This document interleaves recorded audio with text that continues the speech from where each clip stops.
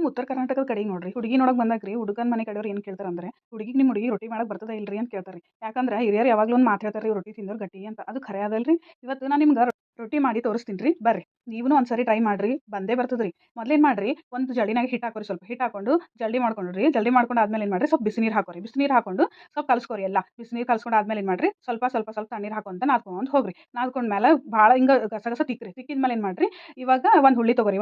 ಒಂದು ಸ್ವಲ್ಪ ಹಿಟ್ಟು ತೊಗೊಂಡು ಒಂದು ಹುಳ್ಳಿ ಮಾಡ್ಕೊಂಡು ಒಣ ಹಿಟ್ಟು ಹಾಕೋರಿ. ಒಣ ಹಿಟ್ಟು ಹಾಕೊಂಡು ಇವಾಗ ನಾವು ಬಡ ತೋರಿಸ್ಲತ್ತೀನಲ್ರಿ, ಹಿಂಗೆ ಬಡ್ಕೋತ ಹೋಗ್ರಿ. ಇವಾಗ ನೋಡ್ರಿ ನಾನು ಸೌಂಡ್ ತೋರಿಸ್ತೀನಿ ನಿಮ್ಗೆ ಹೆಂಗೆ ಬರ್ಲತ್ತದಂತ. ನಿಮ್ಗೆ ಹಿಂಗೆ ಸೌಂಡ್ ಬರ್ಬೇಕು ನೋಡ್ರಿ.